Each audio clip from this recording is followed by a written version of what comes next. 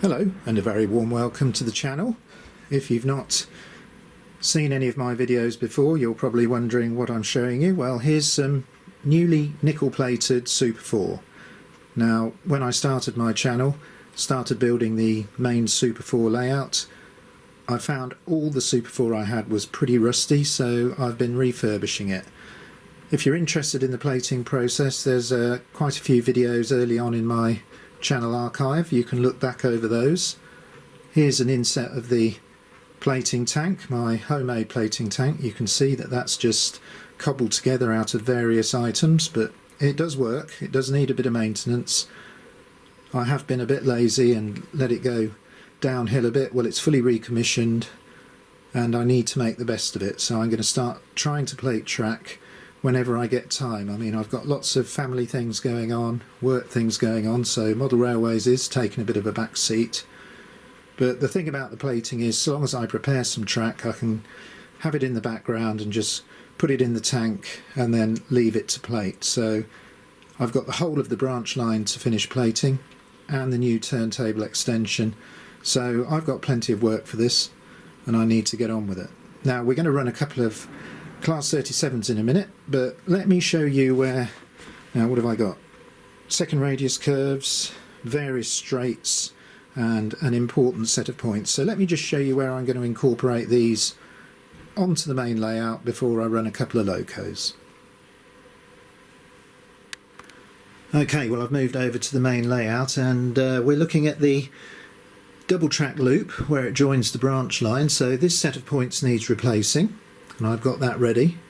I need this little straight, and this section of track replacing, so that's good. And I haven't nickel plated the inner of the second radius curves for the inner of the double track loop, so I've got two done now, which will be half of it. So that's where those pieces are going. Now the rest of them I'm going to experiment with over on the new turntable section over there. So every time I get a bit of plated track in, it's a bonus. So I want to get this operational. I've nearly decided about the final track plan. It's going to look like that. But I've got one more amendment to make. Now I'm going to share that with you in the next video. That's concerning connecting the end-to-end branch line to the up and over. Now I think there's scope for a junction somewhere in front of the station. Now that would mean that I could actually reverse trains using the new turntable on not only the up and over branch line but the end to end. It really will bring a bit more functionality to the layout. So that's an update for next time, and while this noisy little aircraft flies over, I'm going to look out a couple of Class 37s and we'll have a bit of fun running those round the main lines.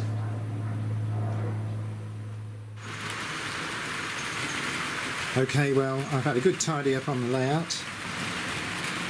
I've got a couple of the excellent R.751 Class 37s running. 3 MTs tucked away on one of the spurs from the new turntable. And coming into sight is the really nice blue Class 37. I've got this pulling a mail train. No line side accessories yet, so it's not fully operational, but I've got 2 mail coaches, a sleeping car, a buffet, and then some other Mark 1 coaches. Hardly knows it's got this rake behind it. It's just going around the layout at a nice speed, and they are so reliable when you get them running. You can just pop these on and enjoy running them all day. Now coming through the station now, I've got the green Class 37. Slightly noisier than the blue one, but still a really smooth runner, and that's pulling the freight train from last week and making absolutely light work of that.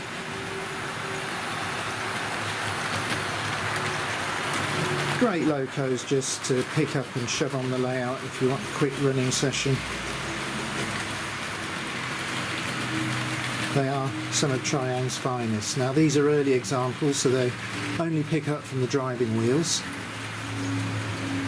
The bogies that I'm repairing we saw in a previous video, sorting out the pinpoints. I might incorporate into one of these locos, then I can do some really super slow running. I'd like to thank everybody who commented on the pinpoint rebuilds, especially about using the brass inserts. I do actually have some brass inserts and they're fantastic things. I mean, you can just recess and put them in, but I just wanted, with my use of super glue and granules, to see whether I could mend the bogies without having to use inserts. I still haven't got any new super glue yet, but I'd like to thank the person that advised me to keep it in the fridge from now on. I've subsequently looked that up and it seems a really sensible thing to do, so hopefully I won't be plagued with my super glue drying out again. I really do appreciate all the tips and advice in the comments. I do try and reply to them fairly quickly after I've read them, but especially at this time of year with things being so busy, it might be a few days, but I do always try and reply to them in the end. So thank you very much for taking the time to write the comments.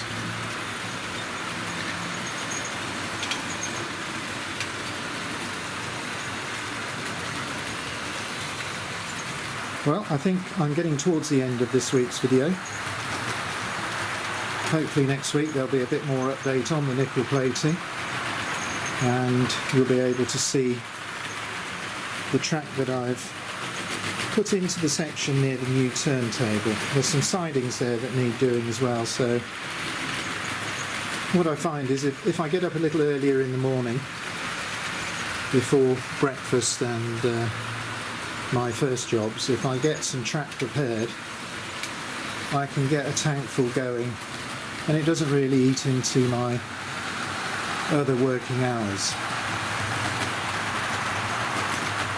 Well, I hope you've enjoyed the updates and watching these Class 37s. I'm going to leave you with a few more circuits of these two fine locos, but until the next video, I'll say goodbye.